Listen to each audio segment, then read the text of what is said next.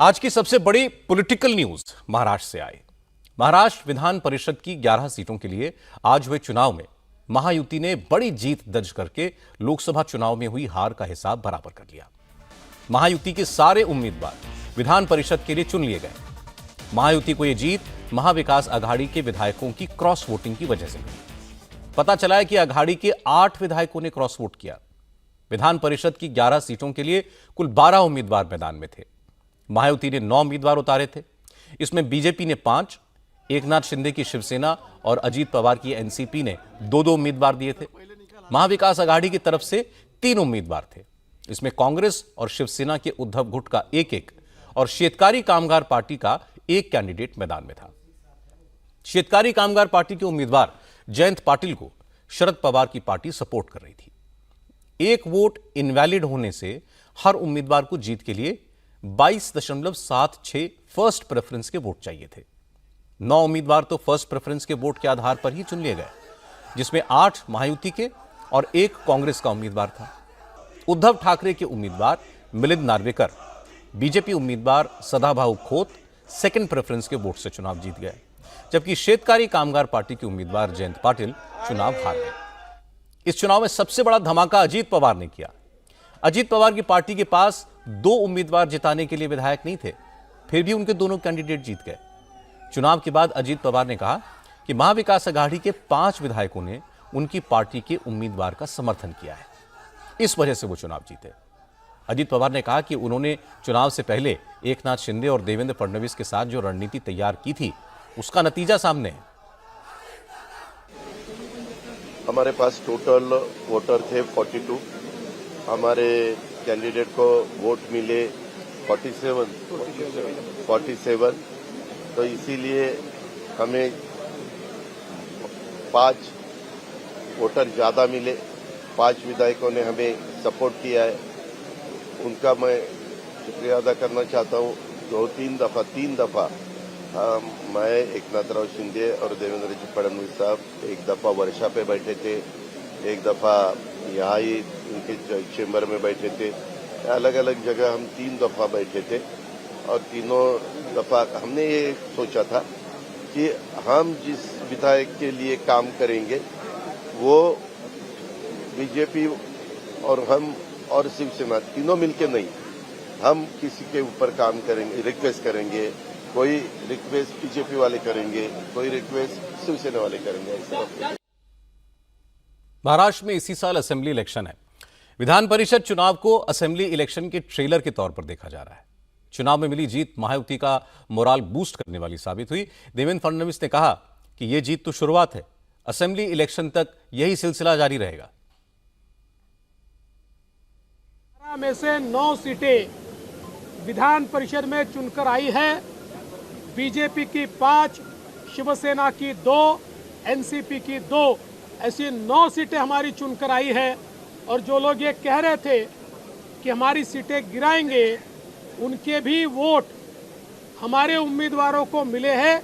एक अप्रत्याशित इस प्रकार की जीत आज हमको मिली है और मेरा विश्वास है ये जीत का सिलसिला ऐसा ही जारी रहेगा और आने वाले विधानसभा के चुनाव में प्रधानमंत्री मोदी जी के नेतृत्व में हम लोग, हमारी महायुति फिर एक बार महाराष्ट्र में सरकार बनाएगी।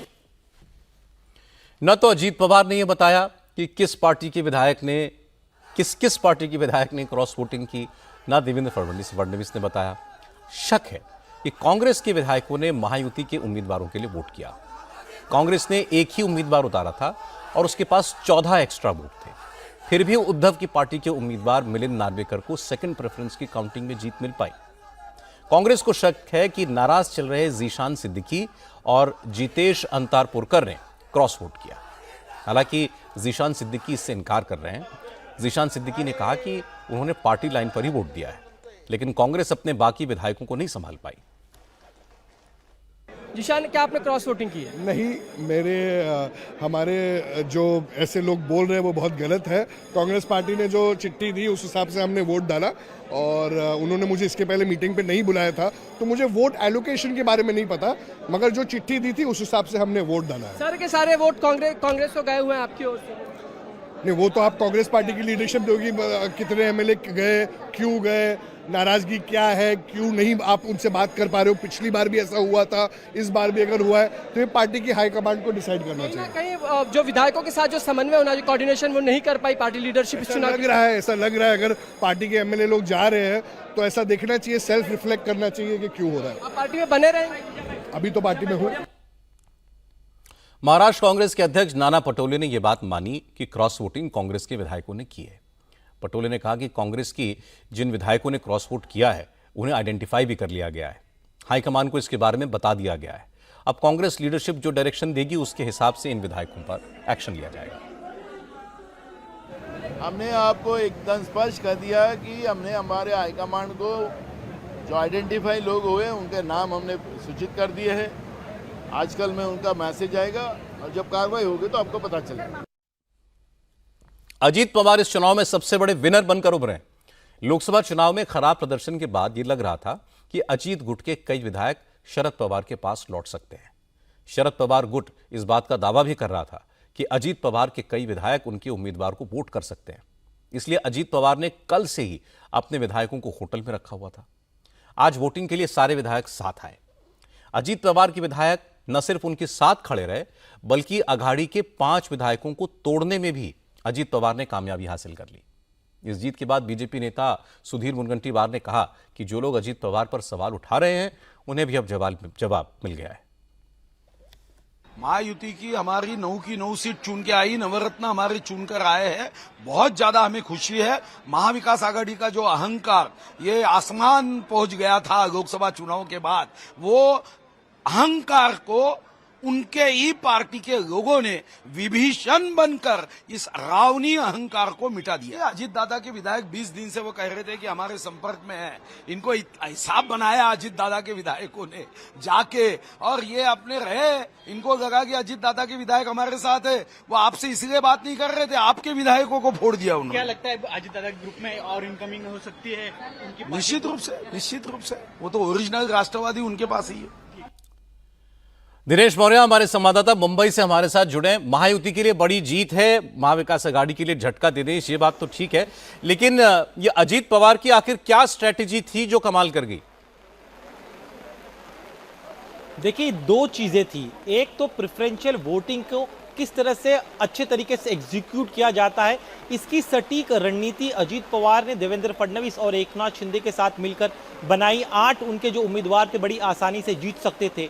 90 उम्मीदवार को जितवाने के लिए उन्हें सेकंड प्रेफरेंशियल वोट पर निर्भर था और इसीलिए उन्होंने बहुत सही तरह से प्लानिंग की, जिसका नतीजा ये रहा कि उनके 9 के 9 उम्मीदवार जीत कर आए। और इस जीत में न सिर्फ कांग्रेस, न सिर्फ एनसीपी शरद पवार गुट के विधायक, बल्कि महाविकास आघाड़ी के जो अन्य साथी दल है, फिर उसमें समाजवादी पार्टी हो या फिर सीपीआई-एम है, हमारे सूत्र बता रहे हैं कि इन दोनों दलों के विधायकों ने भी महायुति के लिए मतदान किया है। तो ये एक सटीक रणनीति उनकी रही।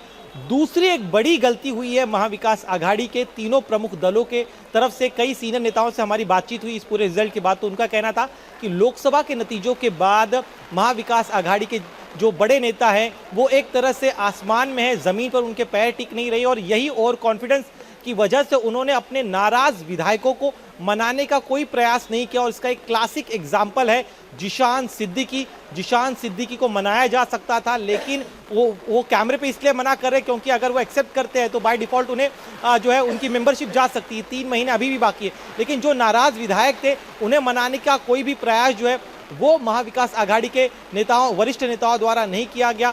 दूसरा, जो चूंकि हमें पता है कि 3 महीने बाद विधानसभा के चुनाव होने वाले, और जो प्रेजेंट विधायक है उनके क्षेत्र में कई सारे काम होते हैं और कई सारे फाइल्स उनके पेंडिंग से, तो आमतौर पे जब भी ऐसे चुनाव होते हैं सत्ताधारी दल के पास एक इनडायरेक्ट बेनिफिट होता है। वो आश्वासन देते हैं कि हम आपके जो भी फंड रुके हुए हैं उसे हम आपको दे सकते हैं, इसके साथ ही में जो आपकी फाइल्स है, पेंडिंग फाइल्स है, उसे हम क्लियर कर सकते हैं। तो इस तरह का एक तरह से हम कह सकते हैं आश्वासन जो है या एक तरह से लालच जो है वो दिया जाता है विधायकों को। तो ऐसे कई सारे फैक्टर्स है जिसकी वजह से महायुति को ये जीत मिलने में कामयाबी मिली है। जी, महायुति के लिए वाकई बड़ी जीत है, और खासकर लोकसभा इलेक्शन के बाद। शुक्रिया दिनेश आपका। लोकसभा इलेक्शन के खराब प्रदर्शन के बाद महायुति के नेताओं, उनकी लीडरशिप का मोराल डाउन था। इसका असर यह हो रहा था कि तरह तरह की खबरें फ्लोट की जा रही थी, नैरेटिव बनाए जा रहे थे कि असेंबली इलेक्शन तक महायुति की पार्टियां एकजुट नहीं रह पाएंगी। लेकिन इस चुनाव के नतीजों ने माहौल बदल दिया है। अब सवाल महाविकास आघाड़ी की एकजुटता पर उठेगा। खासतौर से कांग्रेस के लिए एक बहुत बड़ी एम्बैरेसमेंट है।